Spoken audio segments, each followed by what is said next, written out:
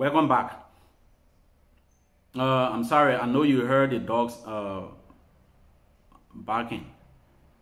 Someone was at my gate and they wanted to inform me. So we continue from where we stopped. Like I was saying, there were now too many people in the community discouraging students.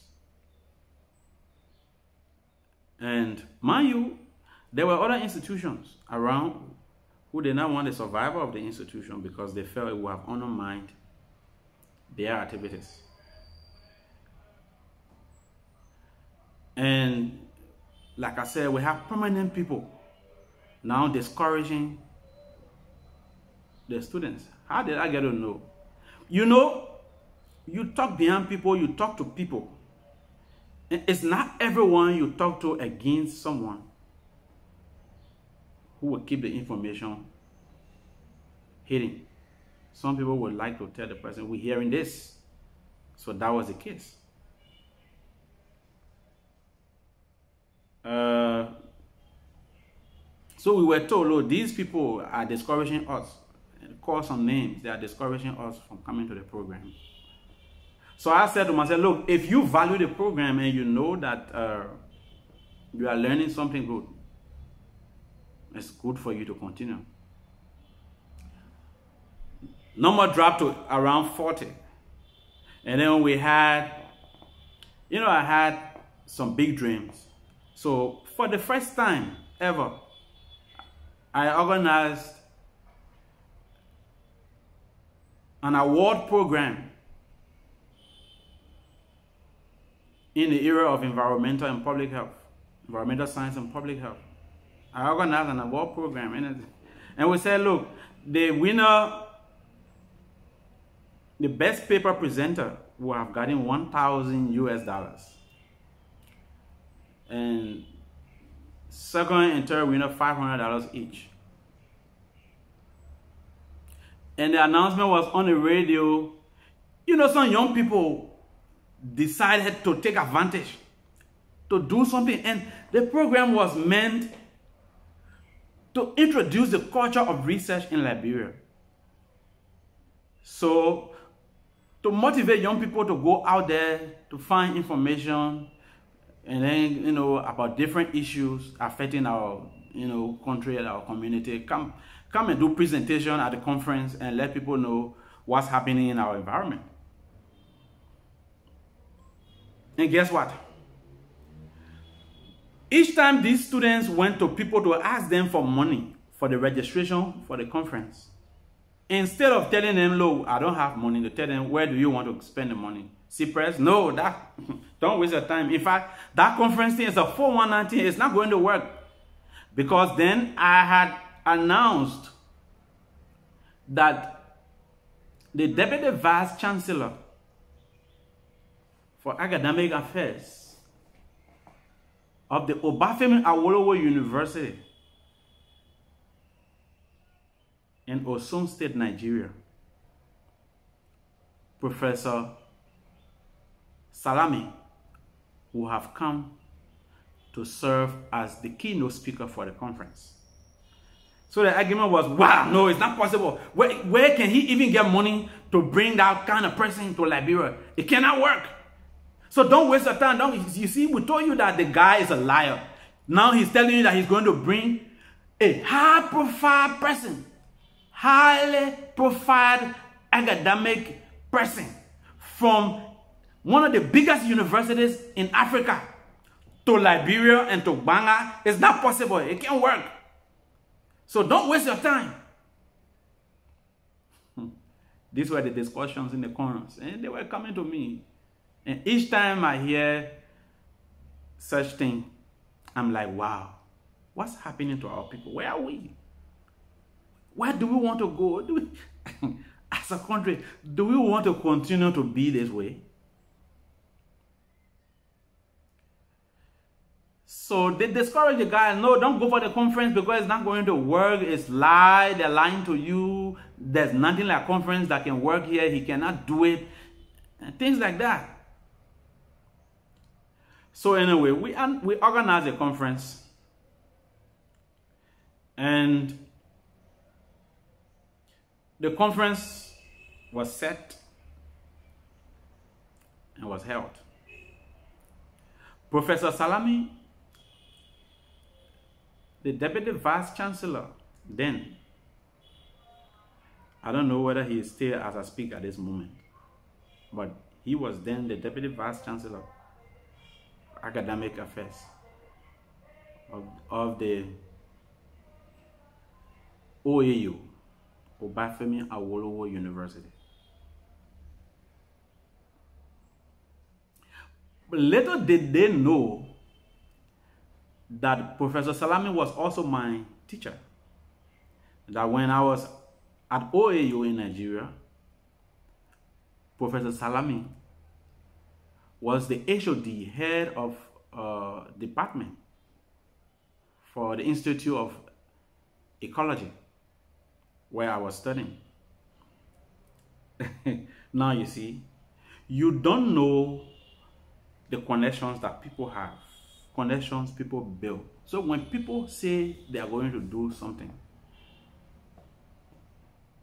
it's better to wait and see than to begin to say they can't do it.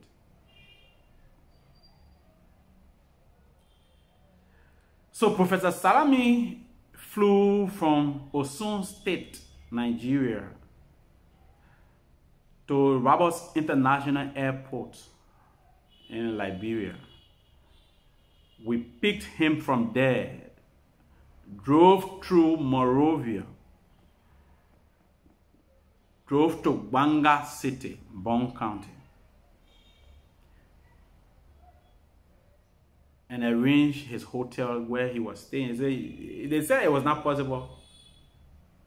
The good thing was we invited the press for the conference, and the press attended the conference, and they interviewed Professor Salami. People who attended the conference, I will tell you how the conference went, but people who attended the conference interacted with Professor Salami. But there was something Professor Salami saw about Liberia that I'm about to tell you. Guess what? People who attend conferences pay conference fees. But this conference, there was no conference fees. Why? We set the conference fees, but no one was willing to pay, because they did not want to make anybody rich. They did not want to promote anybody. I'm telling you about our African setting and how things look like, and challenges people who want to succeed in Africa face.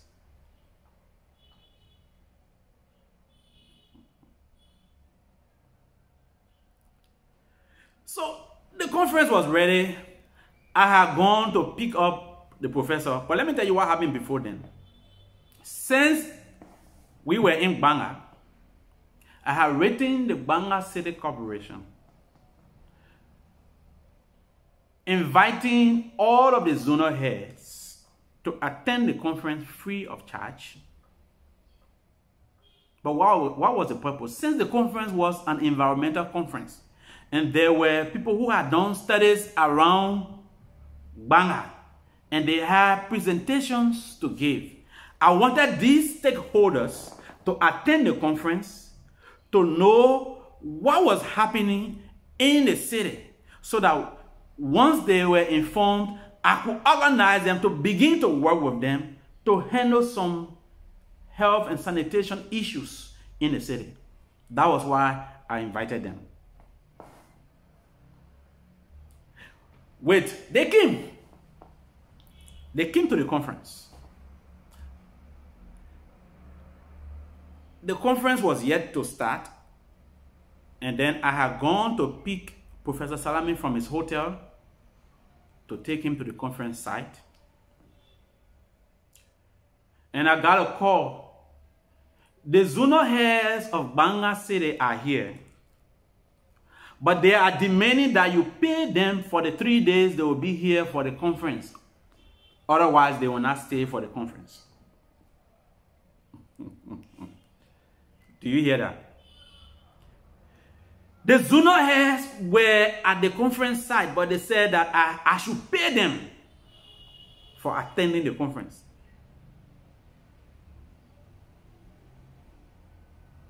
You know, I invited UNDP, and UNDP did extremely well by allowing Mr. Moses Massa, who was then the head of the environmental program at UNDP, to attend the conference. So he had come, and Professor Salami and myself had arrived on the scene, and we saw them in discussion. What's going on? And they said, yes, we can attend the conference. Their spokesman spoke. He said, we can't attend the conference if you don't pay us. So you need to pay us before we attend the conference.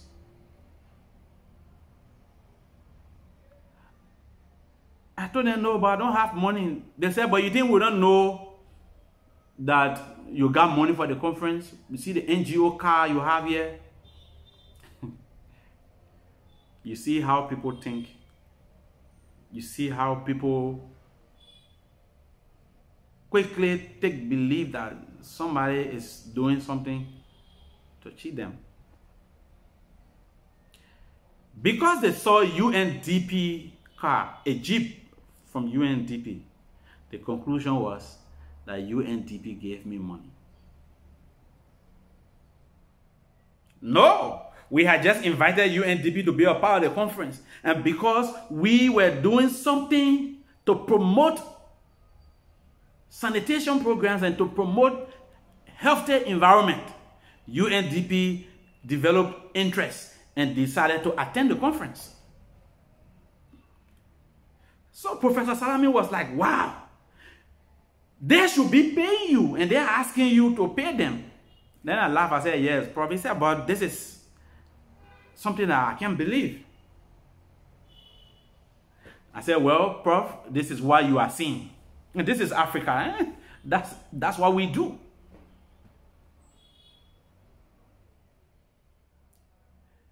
And this is where we are suffering as Africans. We don't support one another's dreams. We don't push each other. We pull down each other.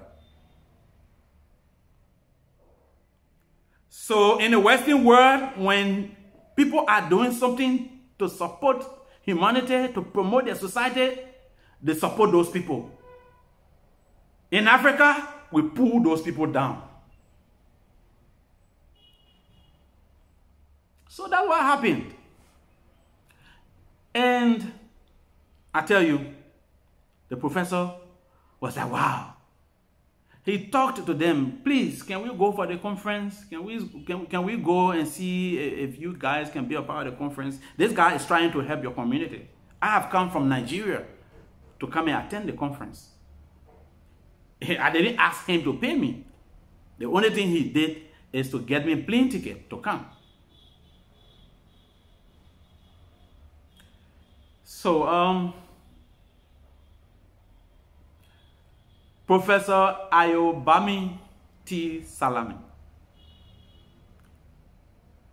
talked to them to attend the conference. Now I said, well, the fact that a stranger from a far away country has come and he has talked to them to attend the conference, they will have listened to him to attend.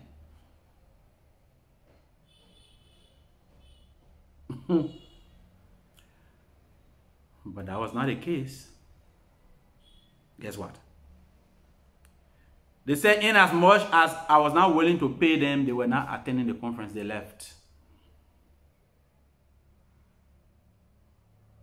Except for 2 persons who decided to wait and see what the conference was really like. The rest of them went home. We wanted the conference held. It was just good that I had invited the high schools, because I was also interested then planning to roll out some training programs in environmental science, disaster management, community health, water, sanitation, and hygiene, free program for the high school students. So I had invited the high schools, and blessingly, some of the high schools turned out. That's what made the conference to be successful. Otherwise, we would have had only the presenters there. The community was never receptive to the program. We tried to find out why. And in most cases, it was just because people, one, did not understand the importance of promoting public health and environmental science. Two, the African mentality, no one wanted to raise the idea of the other person. Nobody wanted to support the other person to become somebody. More stories to go. The conference was held, completed. The next thing was, he cannot afford the award to give. He cannot pay the money. Doesn't have anything. But you know, whatever God is in, and whatever God supports, and whatever is to help humanity that God has approved to help humanity, there's nothing that stops it. I tell you that. God made it work. We were able to take care of the prices. The conference was successful. Professor went back. A few weeks later, we had the first graduation of our certificate program. Blessingly for us, the current Vice President of the Republic of Liberia, then Senator of Bond County, Her Excellency Madam Joy Howard Taylor, served as the keynote speaker for the graduation. That was a boost, right? And we felt, wow, this is enough to encourage the people to come. So if the senior senator of Bond County can come and serve as the keynote speaker, and she said a lot of good things, encourage the citizens of Bond County to make use of the program. Yeah, she did that. And the program was very good. We graduated the guys. And they went in the community to help.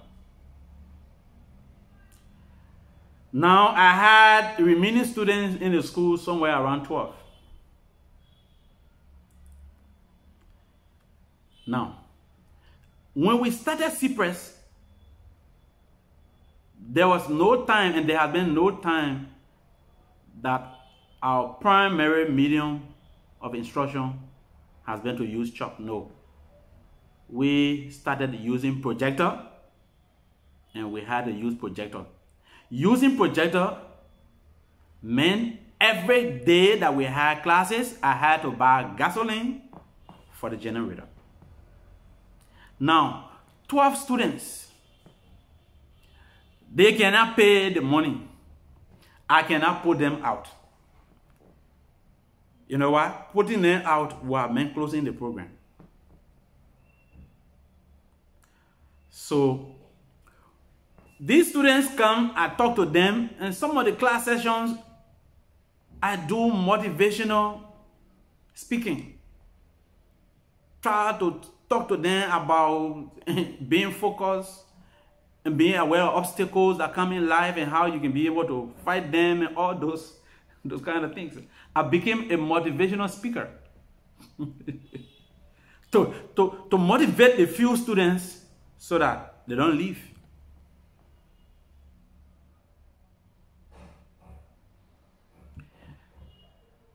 I organized another program. This program was a free program for high schools. The high school graduates should come and do other disaster management or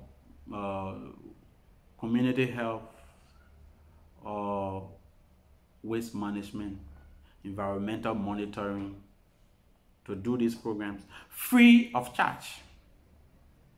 So when we opened the program, we have over 200 students coming. Wow, 200. Yeah, we had 12, but then now we got 200. But mind you, no one is paying anything. It's free. So I talked to some colleagues, gentlemen, let's help. And I always like to recognize the efforts of Dr. Festus Lahai, Dr. Christian Bob Nico, Professor Morgana S. Fomos Sr. Others did very well, but these are people, alas, who were there to make sure that we don't close the program. And Dr. Lahai comes from Sierra Leone. Dr. Nico comes from Sierra Leone. They were foreigners. But they said, we see the future of this program bright.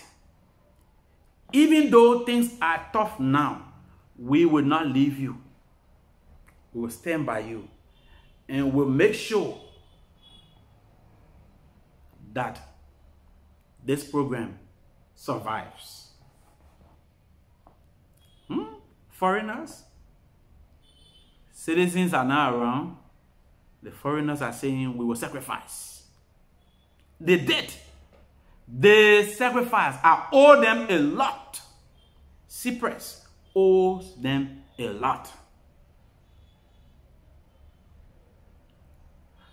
I don't even know if we can ever complete paying them, me individually and CEPRES as an institution, if we can ever complete paying them in our lifetime for the services, for what they did. I respect them. I respect them. These are true humanitarians. These are true visionaries who saw the future of CEPRES and said, this program has a brighter future. We cannot allow it die.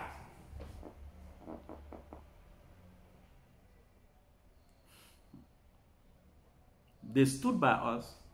And we had 200 students coming in to do 6 weeks program. And the program went well. We had a graduation.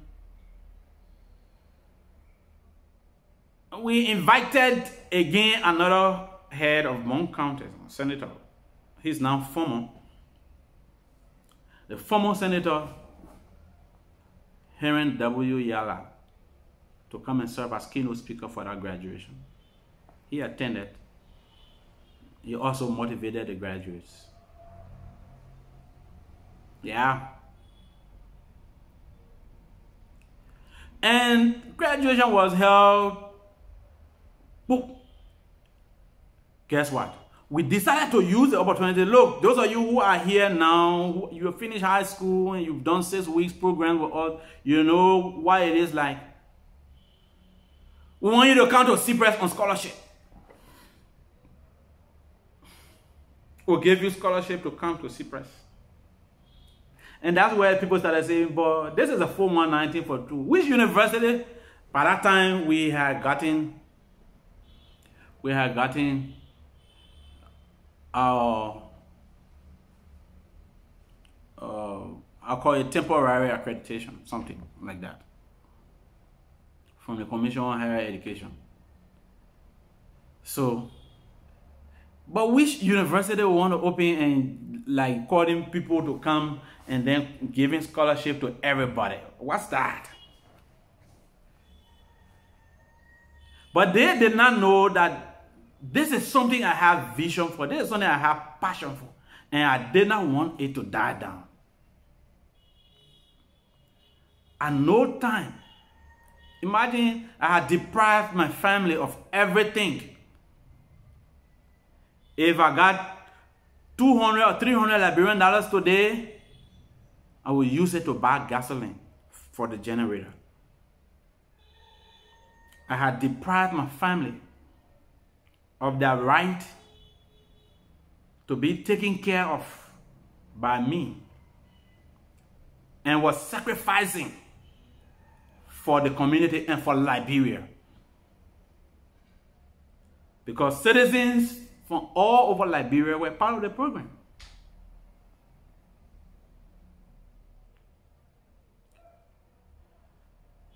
But there were too many things, discouraging things happening around Banga. People were still fighting that the school should not survive.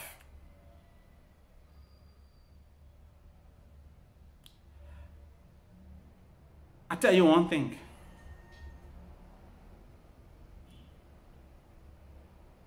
We had to move to Monrovia to start something, to test the ground in Monrovia to see if something could work. So I went to Nigeria. Again, I did flyers and brochures. And then came to Monrovia, went around the communities and announced that we were going to have free training, similar to what we did in Banga. Again, we got more than 300 students signing up. So we rented a building around the 72nd community. That's the SKT Boulevard going to 72nd. We rented that building. Again, and asked the students to come there free. We ran 6 weeks. During that time, we saw that the students really had interest in the program. And we asked them, what if we decided to start a branch of the CEPRES International University here? Will you guys have interest? They say, yes, yes, yes, yes, yes. A lot of people say yes. So that's how we started. And that's how CEPRES entered Monrovia. Things were tough.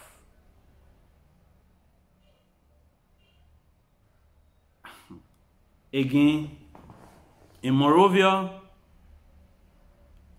Eddie Fangalo, Photon Blazing, joined me with a few other persons. But these were the guys taking the heavy load, including myself. We started the program with practically one class. Because the number of students who said yes, yes, yes, yes, yes, yes, did not come as they said. So we fought with it. And then there was something that happened, and you need to know. You need to know.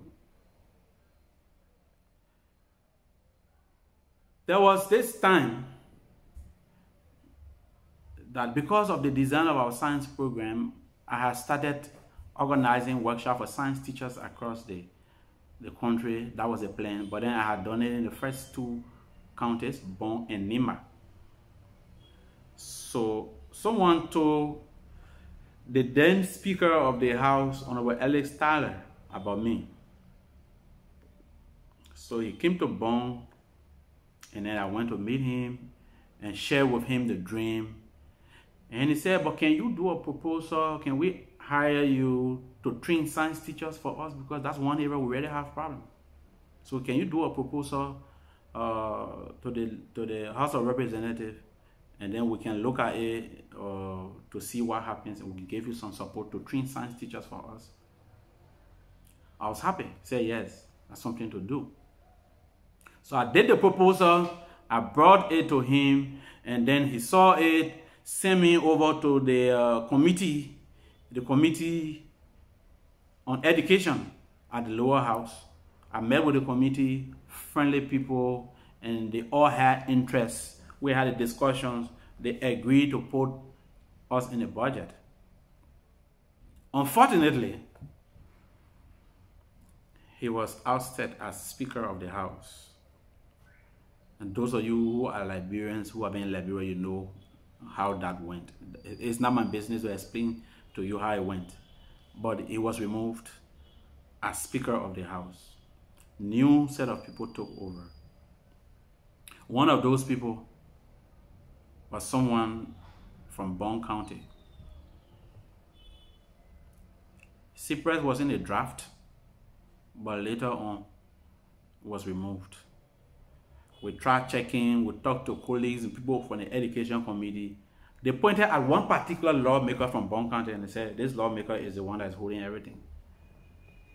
But the question to me was, but a lawmaker from Bond County, who should be promoting such a program, who should put money there because his citizens will benefit, is stopping it. I even met some of his colleagues. For example, I met the former Senator Yala and shared with him. He told me, send me an email with the information. I will go and meet him. I sent the email. When I got to him, he told me the guy didn't show interest. Another lawmaker from different county talked to me and said, oh, it's your own brother from your county that is stopping the process. So again, that's Africa. This is how Africa looks. And I advise you, students, never to have the mind of suppressing other people, regardless of what kind of situation.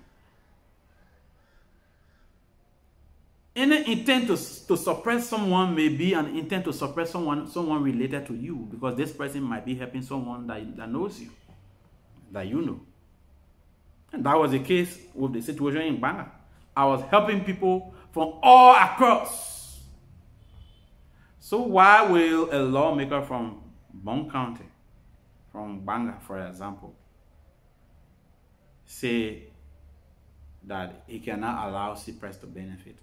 And CEPRES did not benefit. So there were a lot of things we went through, issue of the accreditation. Oh, the school is 419. We had, even though we had a temporary accreditation, people were still fighting, and we had to fight until finally CEPRES got accredited. So in the next video, I will be telling you about partnerships that CEPRES has, and what's the importance of these partnerships. I will also explain to you challenges that we had in actually making these partnerships functional in Liberia, and that these partnerships are still available that Liberia and Liberian students can tap into. Watch out for the next video.